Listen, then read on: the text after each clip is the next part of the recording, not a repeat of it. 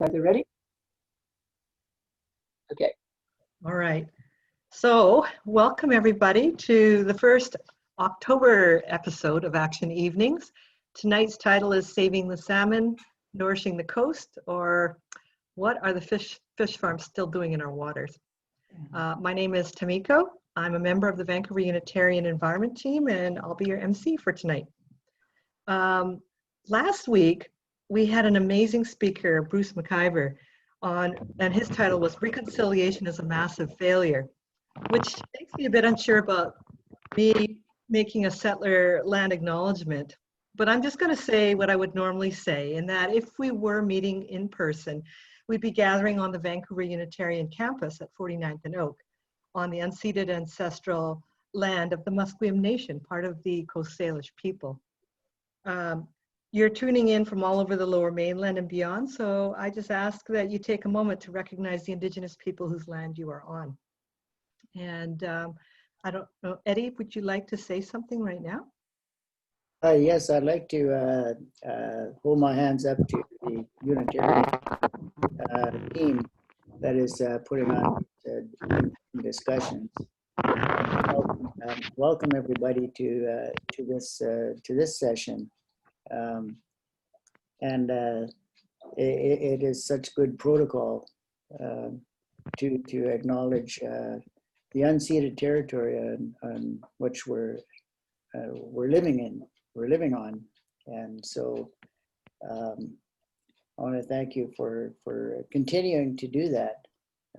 We as Indigenous people, wherever we go, we need to do that. Acknowledge the Indigenous people and on whose land we're doing any work on. So I think to kick off the discussions, it would be good to do it in a good way.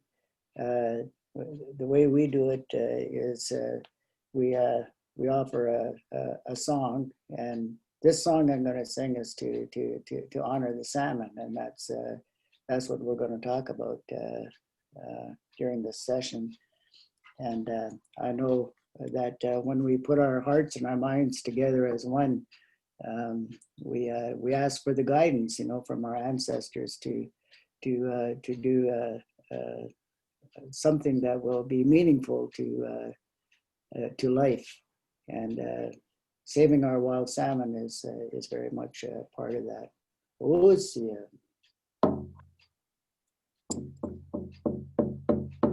Oh, hey, oh, hey, oh, hey, oh, hey, oh, hey,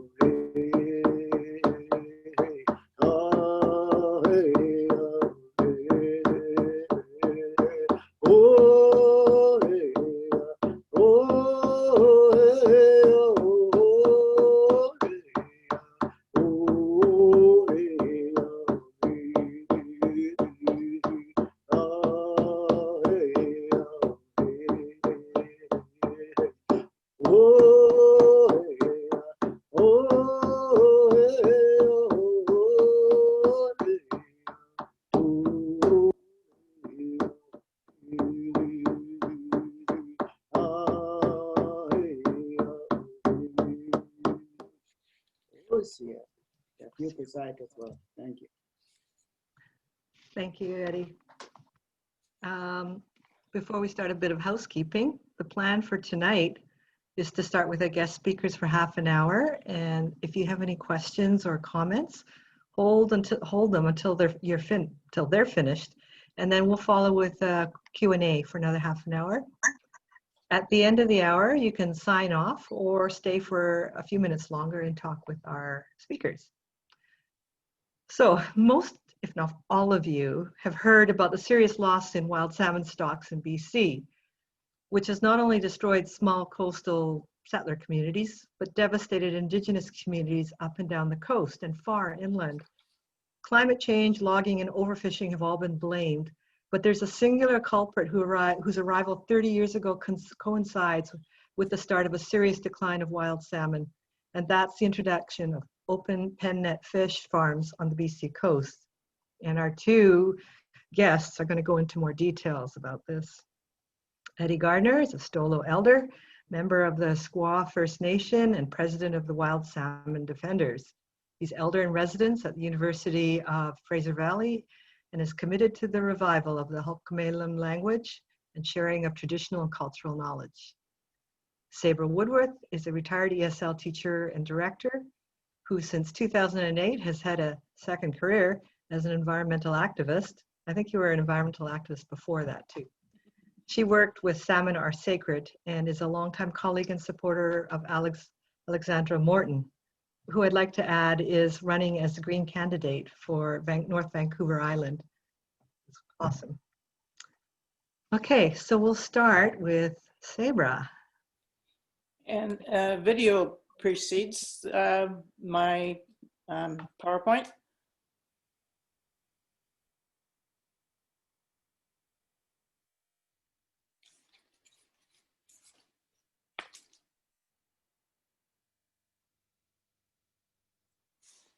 I don't have sound on that.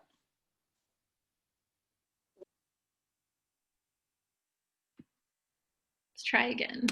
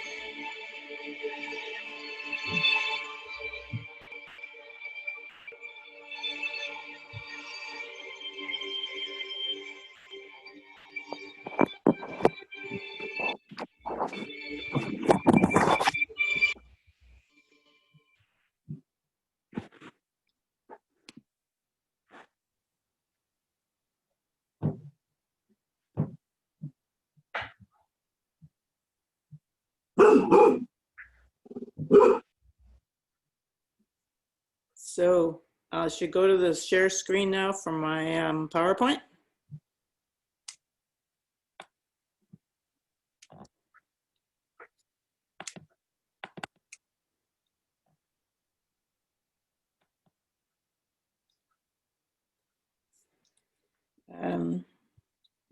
Came up with this title today, but I think that covers a lot of it. And in that clip, you saw learn that DFO was unable to charge when when the farms are over their lice limits, or when there's a lice outbreak. And even when infection rates, as in 2018, were 15 times the allowable limit, DFO couldn't act, couldn't enforce the law. It's hard to believe whether they have a law or just guidelines. So this aquaculture license is 10 years old, and it only surfaced in 2018 that it couldn't be enforced. Alex came across an ATIP,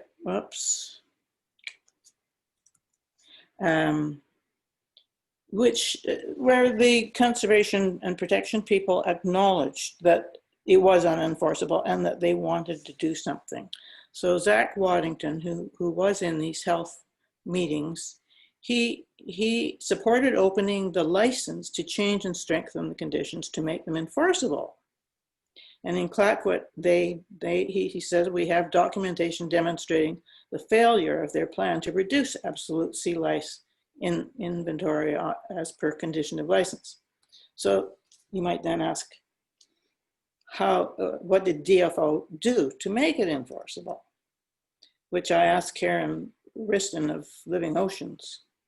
But we need a context here, and for what the I'm moving something from Zoom at the top of this thing. What are the thresholds in the aquaculture license that have no teeth? And generally, I have to move quite quickly, I learned. There's three parts of the year where no requirements to treat are necessary in January and February. This March 1st to June 30th is critical. In December, there's no requirement. So basically, it comes down to 1, 2, 3, 4, but I'm going to leave 4 for a little bit. Farms must be under the threshold of 3 lice per fish on March 1st. Farms must count within a week after March the 1st, and they must notify DFO within 48 hours of discovering they've gone over the limit and file a plan. And I think they only really had to have a plan. They didn't have to implement it, which was the unenforceable part.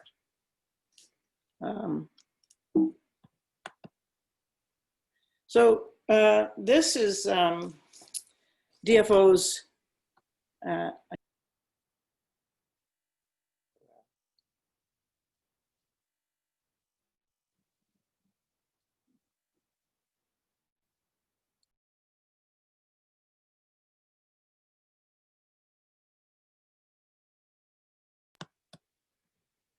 oh, I see. I moved the menu.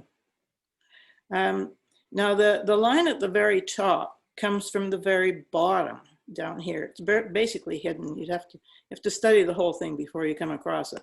The graph represents lice levels at an average farm during an average year.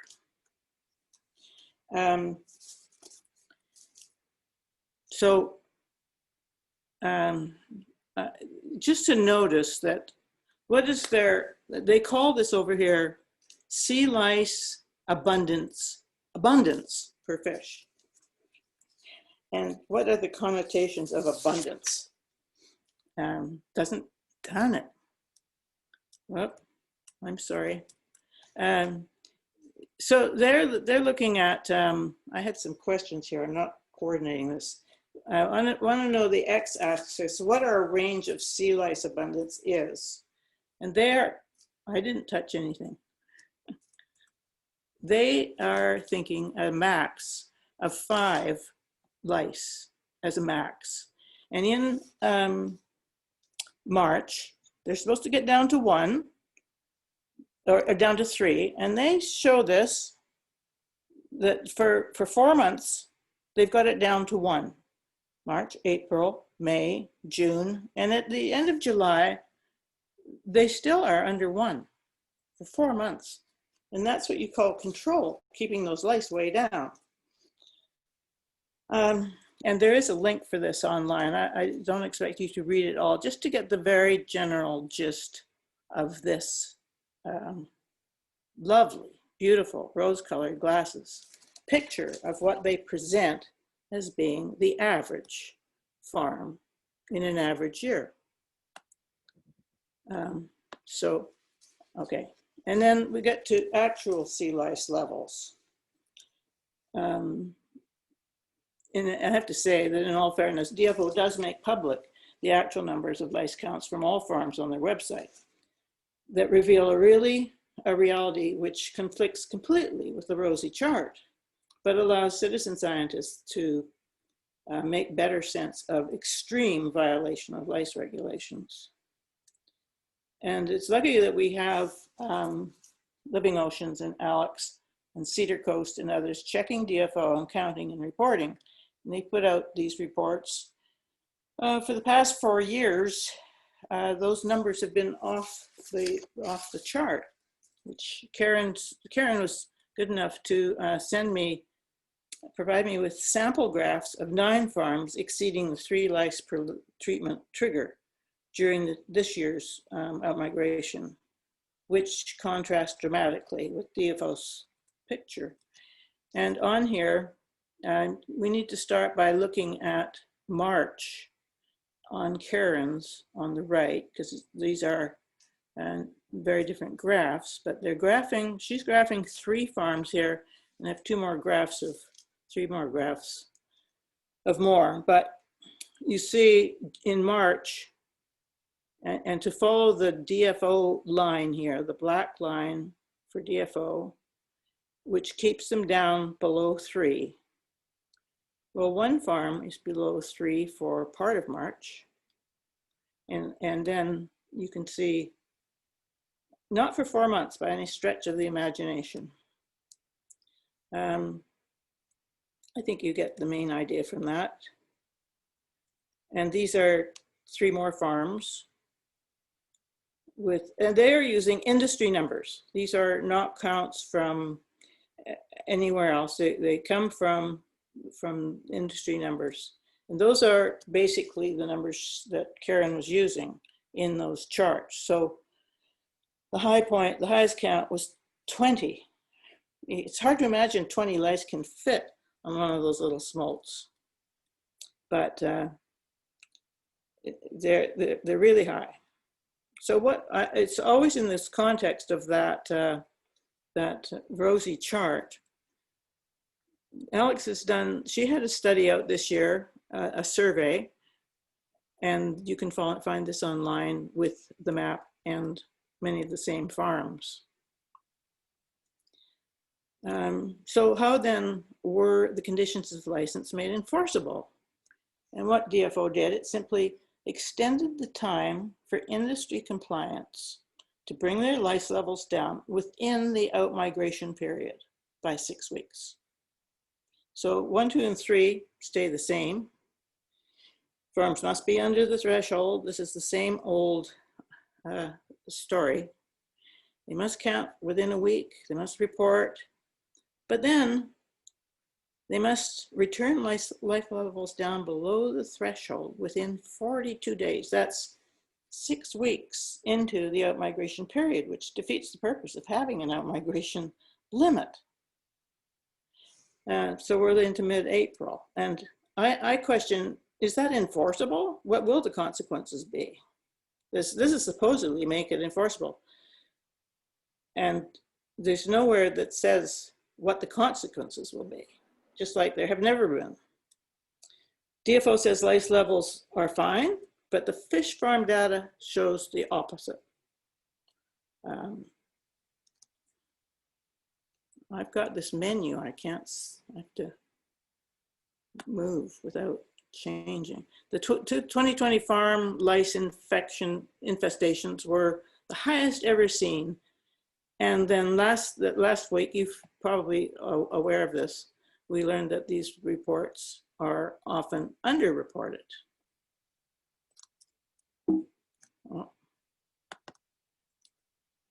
And the Discovery Islands, which I'm sure you're aware of, I don't think the minister in over there in the Atlantic, I don't think she has an idea of those narrow passageways. The industry has never, ever shied away from admitting that lice are the biggest problem and have been for 5 decades. But not a problem for the babies swimming through the same water. It's been promising a solution. We used to believe that. People like 10, 15 years ago when industry said, oh, we've got something we're going to do. It's just around the corner. But still none. And I came across there have been 3 decades of sea lice conferences. If you can imagine going to a conference and you think of, a couple of 100 delegates and 100 papers and the money spent.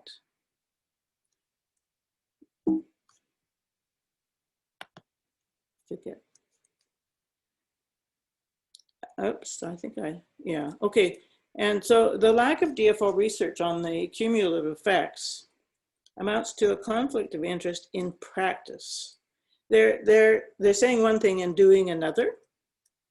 They're saying it's all rosy, but in fact, there's plagues that they don't really want to deal with and have no consequences for. So Justice Cohen was concerned enough about a possible conflict of interest between DFO's dual mandates to recommend the removal of the fish farm mandate from DFO. The Government of Canada should remove from the Department of Fisheries and Oceans the promotion of salmon farming, which they might do, but it's taken them a long time. Despite DFO immediately jumping on Cohen's report with a swift denial, one wonders how a court of law would assess the evidence for Cohen's specific arguments. What criteria would they use to establish conflict of interest? Cohen identifies the risks that seem already to have occurred. There's a risk that DFO will not proactively examine potential threats to migrating sockeye salmon from salmon farms, leaving it up to other concerned parties. There's a risk that DFO will impose less onerous fish health standards on salmon farms than it would if its only interest were the protection of wild salmon. And he goes into a few things about that. There's quite a lot from him on what the risks are, and they seem to be fulfilled. There's a risk that DFO will be less rigorous in enforcing the Fisheries Act against the operators of salmon farms. Because of its mandate to promote them, there's a risk that DFO will act in a way that favors the industry. I think it's so obvious, and how can it not be seen? So just more of much the same, that DFO can be prejudiced. And as long as they have the mandate, there's a risk it will act in this manner. It was no light decision he made. And he also, this is from the Auditor General's report from 2020, which criticized DFO for not researching the impacts 20 years ago. The effects of salmon farming in British Columbia on the management of wild salmon stocks, inadequate monitoring and enforcement. Fisheries and Oceans is not ensuring that the farms are monitored for the effects with a view to enforcing the Fisheries Act. This is 2000. This is before it became federal, but still DFO was responsible. Sabra, you just have a couple more minutes. Do I? Yeah. Running out of time. You only give me 10 minutes? Okay. He has completed the research into the effects, has not completed the research, and he says, I accept the evidence. Oops. I'm sorry. I have to get just the one I more. accept the evidence that a devastating disease could sweep through a wild population, killing large numbers of wild fish without scientists being aware of it. For lack of any research in 20 years. Another report from Michael Price last year. Well, a new study on Pacific salmon monitoring gives the federal government a failing grade for conservation efforts. Now, it suggests that Fisheries and Oceans Canada is not monitoring enough spawning streams to have accurate data, and therefore can't actually say how Pacific salmon stocks are faring in BC. Well, biologist Michael Price co-authored the report that appears in the Canadian Journal of Fisheries and Aquatic Sciences, and he joins us on the line. It's pretty clear. And then we have this year's audit, last 2018 Auditor General. Most importantly, we found that the department was not monitoring the health of wild fish. As a result, Fisheries and Oceans Canada had no way of knowing what impact salmon farming has on the health of wild fish. The department had only completed 1/10 of risk assessments for key known diseases, and it was not addressing new and emerging diseases. So I won't play this one. I'll go on to the next. It's the worst audit she's ever done. And I have a feeling I meant to delete that once. This final one, is it any wonder that a Conservative MP asks her if it's a case of regulatory capture? Just quickly, you've mentioned that there's been some prioritization by DFO in order to do industry research versus doing research that would be more for public value for wild salmon instead. There's been a few references where you've made where they have not necessarily owed up to their obligations under the Act. And so my question to you is, do you feel that there is a case of regulatory capture, or is there just an overly cozy relationship right now that prioritizes, or is it just a case of where the economics, where you can do more science with less dollars because there's industry support? I'd just like to get a sense of where the department is on this. So are you speaking specifically about the issue of research? Well, I'm speaking specifically in terms of, is there a situation very well documented where a government organization, which is supposed to do public work, ends up being captured and does work on behalf of an industry rather than acting as a referee? And again, I don't think that that's necessarily the case, but given that I have not done the work that your office has, I'd like to hear whether if you think that there is a concern that in the case of Western open net salmon farming is an issue. I've already indicated that I think that the department is at risk for claims that it might prioritize the industry over the protection of wild fish, and I've already explained why they are at risk for that. In terms of the research, what I wanted to tell you, or to be very specific, we found that the department provided short-term funding for research that focused on informing policy and management decisions. In contrast, the department provided long-term funding for collaborative research to advance the sustainable aquaculture industry. In our view, the department needs to provide long-term funding for research on the effects of aquaculture activities on wild fish. So that's in paragraph 1.25. So that's the basis. That's pretty much the basis of what I had to say. I think I don't know what the law would say about a conflict of interest. I mean, it's not just a risk; it's beyond a risk. It's the truth. Do you want this one last? All right. How's the time, Nico? We're short on time, so. Just likely you may have heard that there's no more debate between the BC strain and the PRV strain, which was just revealed a week ago. So that impacts a lot of things, like Strickland's decision. Anyway, there's the last slide is there. It's about the big organizations that have come out against the farms. So shall I stop the share then? Yeah, okay. I hope Eddie can talk about the recent gathering of all the First Nations that have raised their voices about this. Eddie, do you want to unmute yourself?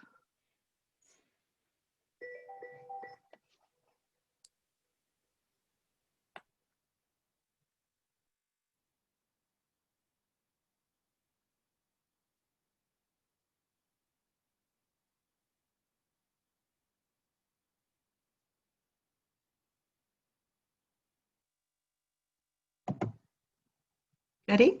Yeah. You can speak now? Yeah, there's a video that Marie is supposed to show first. Oh, okay. Okay, here we go. Thank you, Marie. No problem.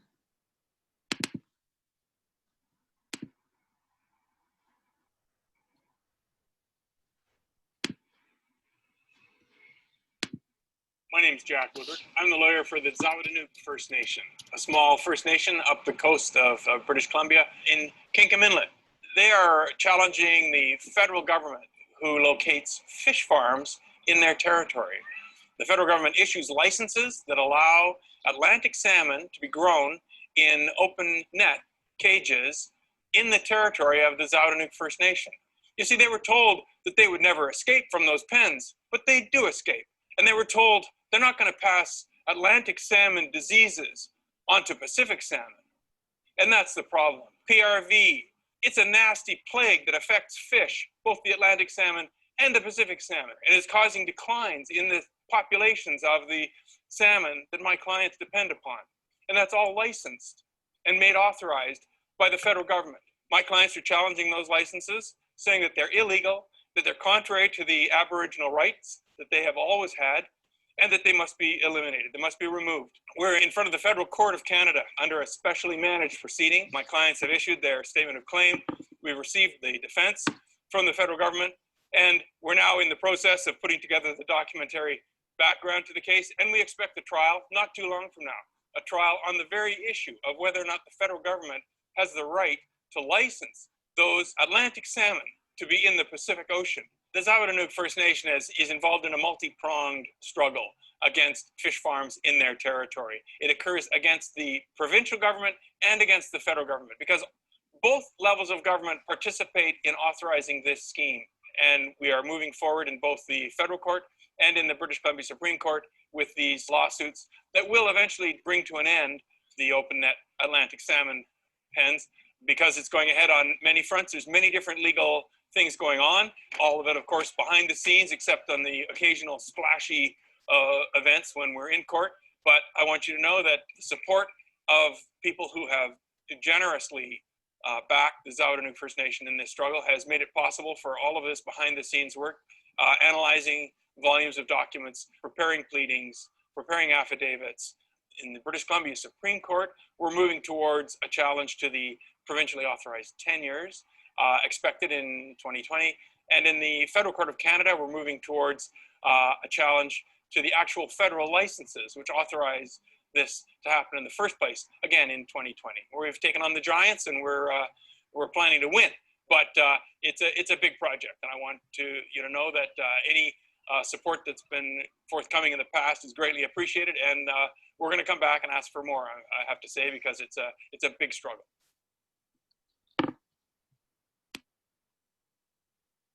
Okay. Okay, well, thank you very much, Marie, for showing that. My presentation is on the subject of the Pacific Coast, a sacrifice zone for fish farms, which has far-reaching consequences. This is a major international issue. We must end the privatization of coastal waters by fish farms around the world. Wherever fish farms appear, there are diverse adverse impacts on the marine environment, biodiversity, local economies, and food security for local people. Farmed Atlantic salmon rob one ocean of food fish, anchovies, sardines, herring, to feed those large farmed Atlantic salmon at unsustainable levels.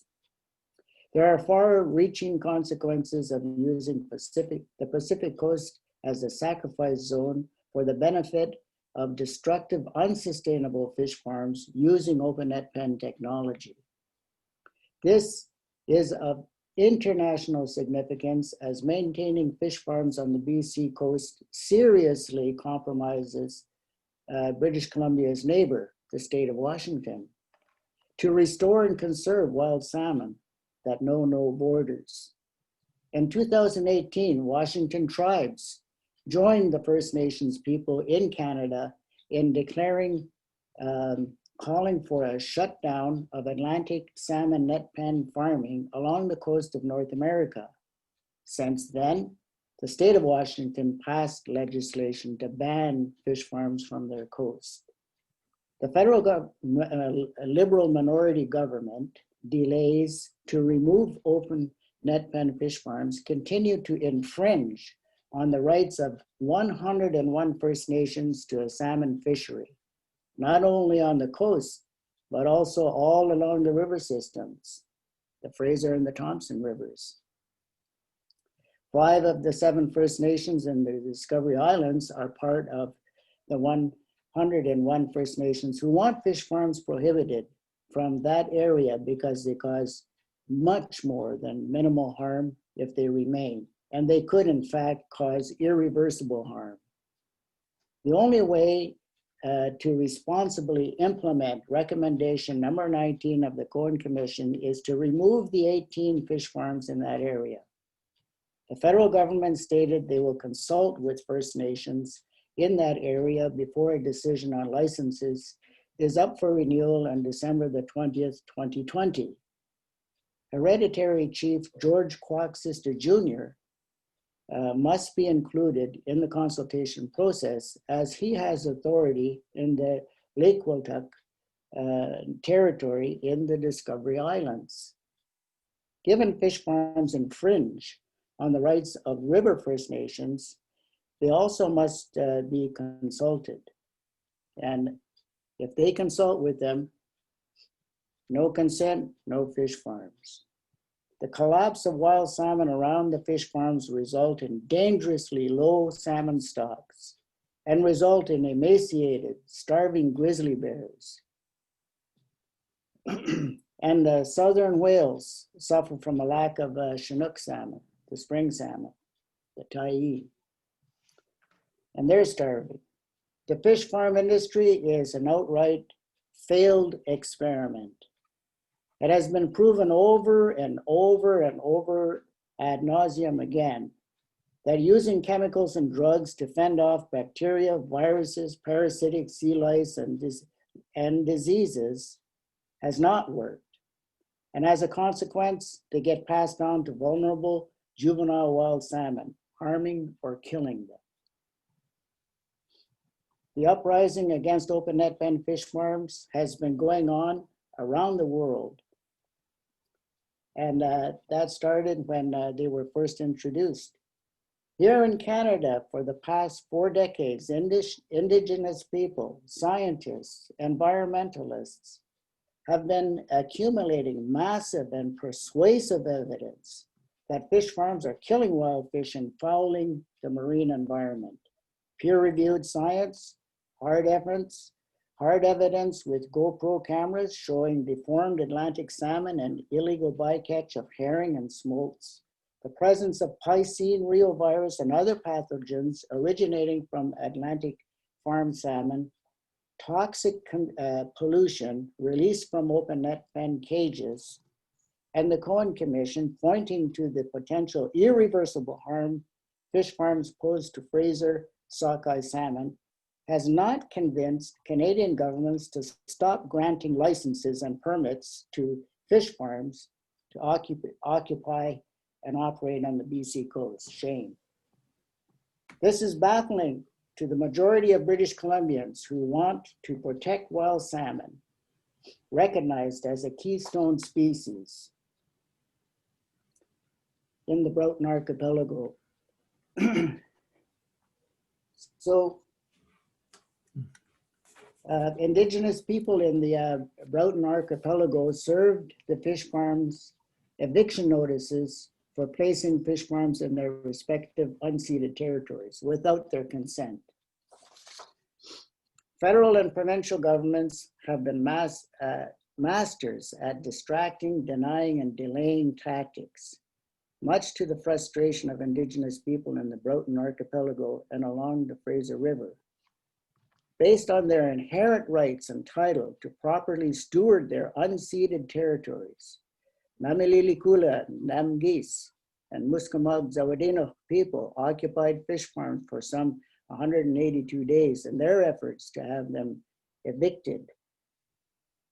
The fish farm industry won an injunction to have those Indigenous people and their supporters removed because the province and the federal governments continued to grant them licenses. Yet opposition has grown, and now Indigenous people, sadly, have to resort to legal action. And they're willing to take this to the Supreme Court of Canada. Our Wild Defenders Alliance has been sending financial support to the Wild Salmon Defense Fund, and we encourage others to make contributions to what we consider is a winning case. The Wild Salmon Defenders Alliance has already contributed close to $15,000 to them. In January 2019, Zawadino filed that statement of claim that Jack Woodward was talking about in the little video. And in this statement, they refer to infringement. Section 13, certain actions of the defendant have diminished, threatened, disrupted, damaged, interfered with, and infringed the Zawadino Aboriginal rights in respect to the Rulakan, and salmon fisheries. The specific acts of the defendant, which are the subject of this proceeding and which infringe on the Aboriginal rights, are issuance of each of the 9 finfish licenses.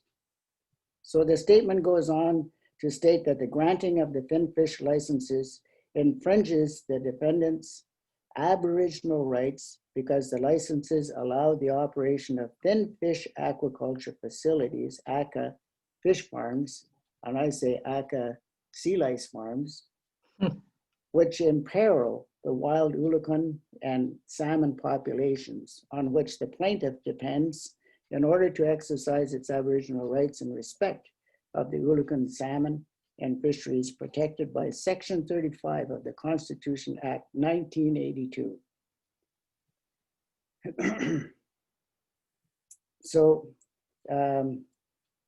in 2020, this case by the Zaudenook First Nation will be supported by precedent setting Supreme Court of Canada decisions, including Dalgamuk, including the Sparrow case from Musqueam and the Chilcotin case. We believe this is a winning case, and that is why we will continue to financially, morally, socially, and politically support them. The Musqueam First Nation the Musqueam First Nation is also considering legal action as well.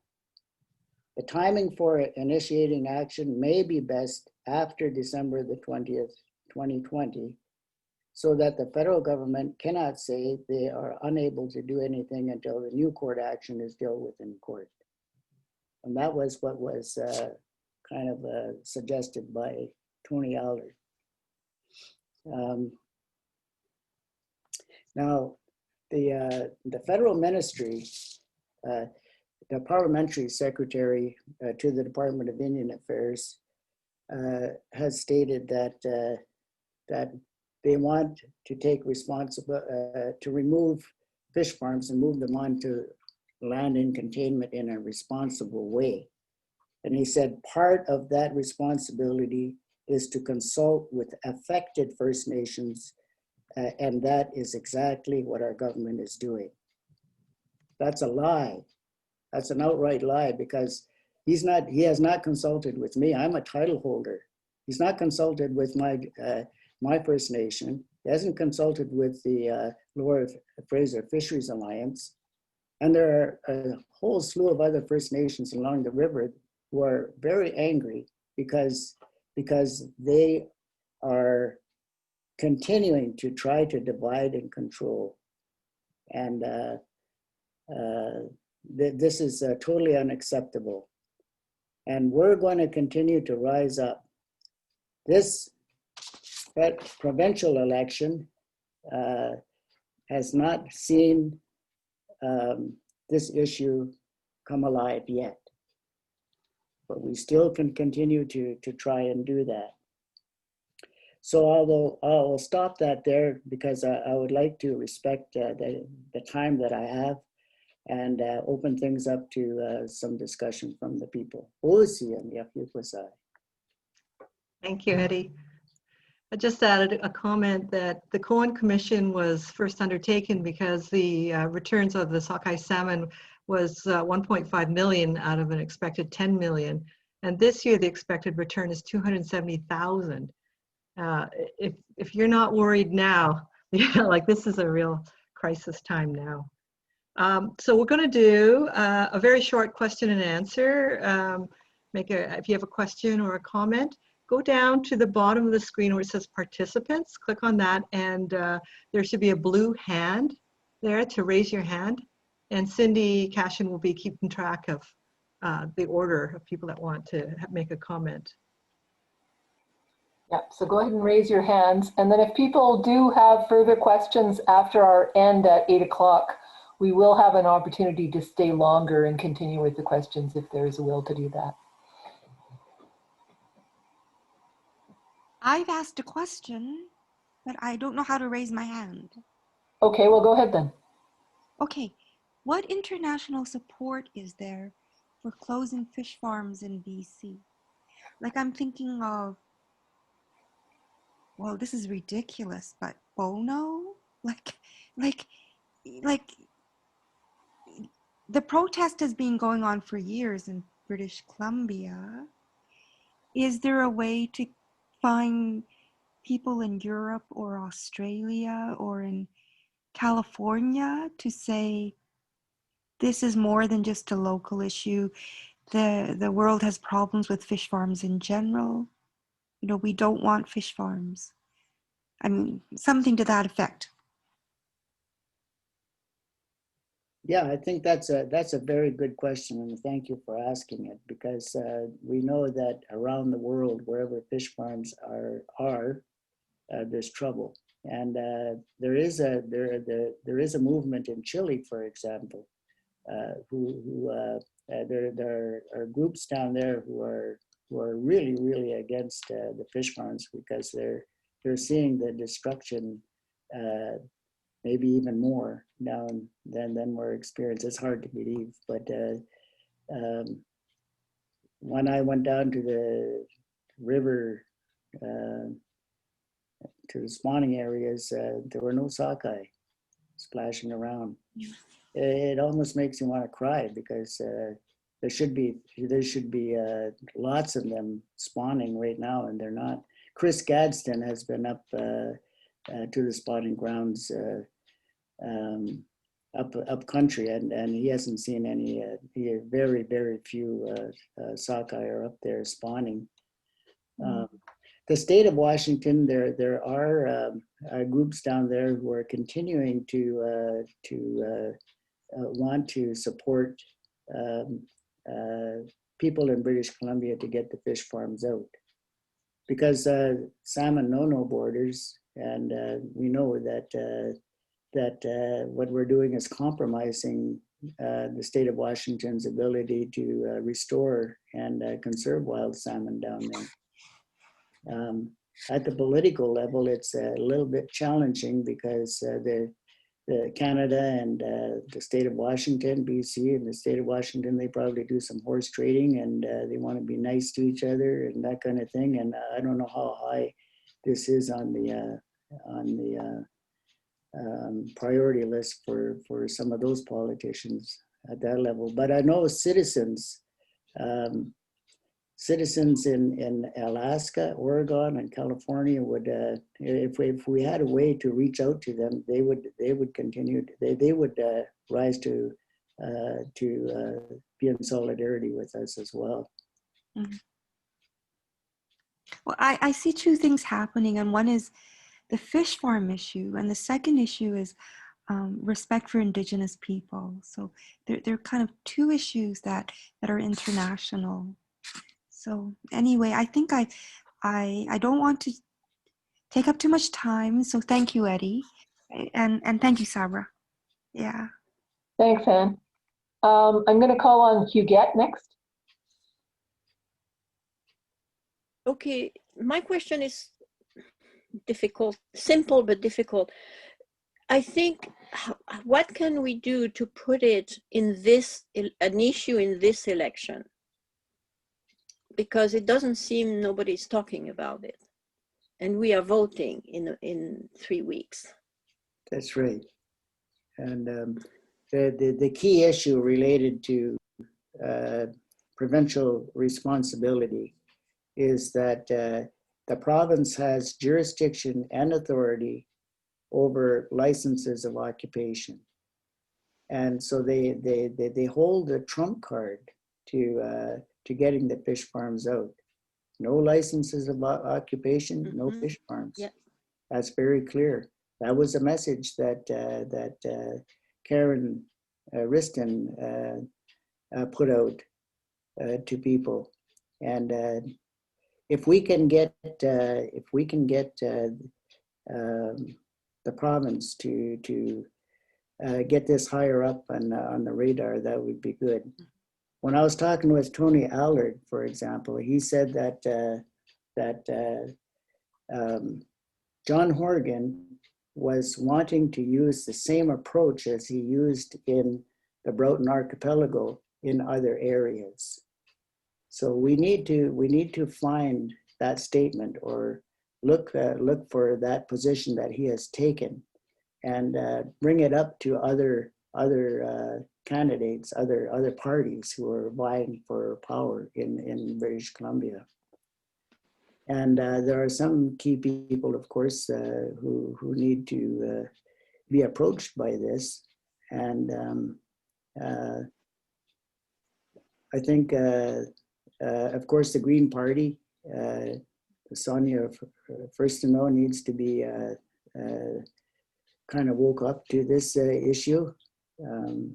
COVID and the collapse of the local, British, the economy is there are some huge issues that come with those. But this is of huge significance to the wild salmon economy and to Indigenous rights and title, and to biodiversity and climate chaos. It's all interrelated.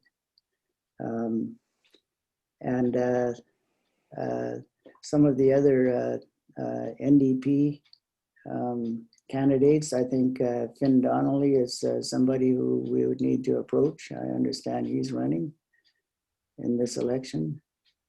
And there needs to be also a connection between the federal and the provincial government on this issue. There has to be some collaboration between the two levels of government.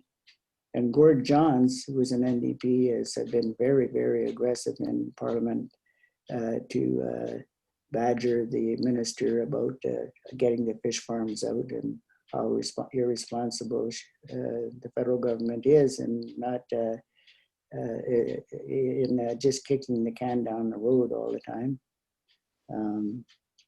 And Jagmeet Singh, he is an MP in British Columbia. In his backyard, this is a major key issue. And if he wants to push key issues to get his way with Justin Trudeau, to keep Justin Trudeau in power, he needs to negotiate. This needs to be a negotiated item for him. And so we need to hold Jagmeet Singh at the federal level accountable as well. But all creative ideas need to be done now to see what we can do to get this higher up on the priority list in the election agenda. And now, as you say, now we have a provincial election here. Thank you.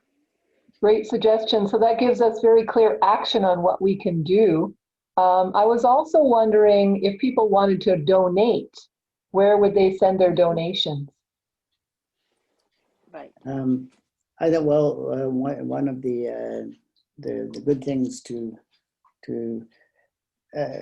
we need to send money to the Zawadeno First Nation, the Wild Salmon Defense Fund. If you just Google that online, you can So the make defense a fund. contribution there. Wild Salmon Defense Fund. Okay.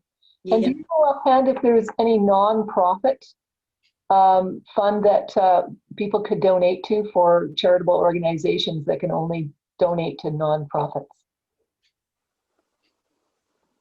Sometimes Raven does things like this, but I don't know if they have any kind of fundraising for this, but it might be worthwhile to find out if they could. Because I know, for example, the Vancouver Unitarians can donate to funds through Raven, but not directly if they're not nonprofits. Oh, right. Yeah. Yeah, the charity to charity, but personally, of course. Yeah, personally, people can donate to the Wild Salmon Defenders. So thank you. That's great. Thanks, Hugette. Yeah, there is another date, an important date that's cropping up right now, and that's December the 20th, right? December. Sorry. December the 20th. That is 20th. another date. The the way that Tony Allard put it was they ambushed a consultation process on the Indigenous nations in the Discovery Islands because there's such a very short window of opportunity to engage in this consultation process, and they're very wary about whether or not they will even take into account Indigenous rights and title. I think that that is another point that we need to take up with both levels of government. We need to say, federal government, you are not consulting with the 101 First Nations along the rivers, and you also need to include the hereditary chiefs in the Discovery Islands as well. And so the DFO needs to broaden their consultation process and extend it, even if it means extending the date, for renewal of those licenses for a month maybe or whatever. But at the provincial level, we need to press home the fact that they too, need to take responsibility and refuse to renew licenses and maybe just terminate licenses, of occupation in the Discovery Islands. Mm-hmm. Because that's if you saw the Discovery Islands, that's a real choke point, for salmon migrating, out to ocean. And there's 18 fish farms in there, so they're deadly. They're killing off the wild salmon in that area. So the province has to take responsibility and terminate those licenses of occupation. Thanks. I'm gonna read a question for Jackie because she doesn't seem to have a microphone, and she wants to know, could Eddie elaborate about the 101 groups that have come together? BC is the only area on the whole North America coast to continue to support these farms. The 101 First Nations? Yes. Well, the leadership, the First Nations Leadership Council came together with the First Nations Wild Salmon Alliance that Bob Chamberlain is leading, and Bob Chamberlain was able to get on board 101 First Nations, working with organizations like the First Nations Leadership Council, the Lower Fraser Fisheries Alliance, the Untitled Nation, the Secwepemc Tribal Council, and a whole slew of the Stlatliam First Nations up around Lillooet area. They're all dead against this. They've seen, diseased fish come up and the river and wind up in their nets. They've seen, escaped Atlantic salmon in their nets. And they realize they've opened their eyes up for a long time now about what those fish farms are doing to wild salmon. And the same salmon that swim past their communities are the same salmon that have to swim past those fish farms. And so they're seeing the collapse of wild salmon at very serious low levels right now, that some are starting to think maybe we're salmon people, we're people of the river. This means a lot to us. This is a way of life to us. This is something that we've depended on for thousands and thousands of years. The relationship that we have is such a long-term relationship, deeply and profoundly affects us. And if the wild salmon go, we're going to be hurt the most. And they're starting to think that what would happen if we did lose our salmon? Would we We wouldn't be called salmon people anymore. Our relatives are gone. We consider them our relatives. What are we going to be called? Chicken people? You know, burger people? I mean, it's crazy. But it's a reality that they're really looking at right now. There are other issues that our wild salmon face, but they've come to a conclusion that the overarching reason for the collapse of wild salmon are those fish farms. Yes, we have to do something about climate change. Yes, you know, action is taken against the Trans Mountain pipeline expansion. Yes, LNG must end. Yes, you know, something has to be done about agricultural pollution. Yes, you know, all these things have to happen. But this is one man-made threat to our wild salmon that can be removed by the stroke of a pen. All that it needs is the political will to do it. And the federal and the provincial governments have just not done that yet. The only party that seems to be willing to do that is the Green Party of Canada and the Green Party of British Columbia.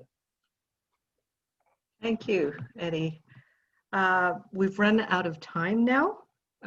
So I'll just finish up here. Just like to, I don't see Lynn here. She was going to make an announcement about next week's action evening, which will be a discussion about the Roberts Bank terminal expansion.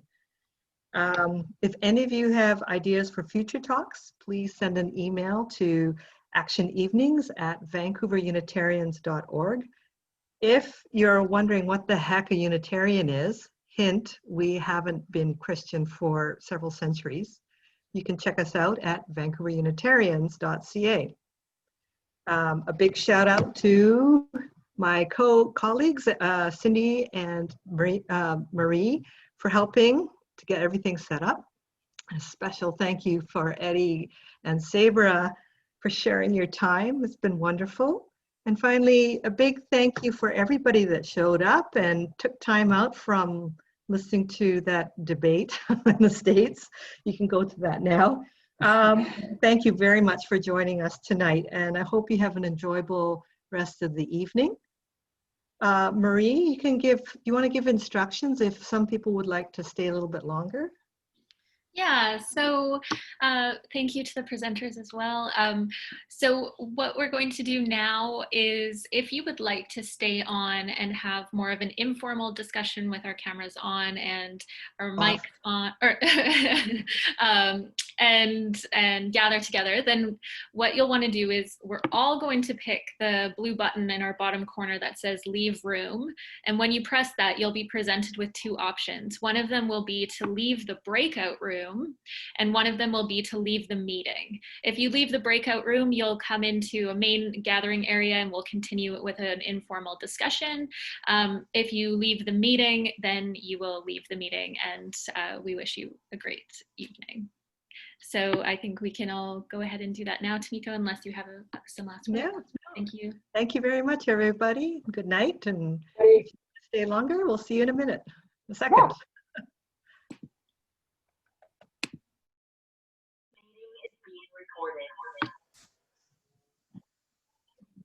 Yes, I can pause that.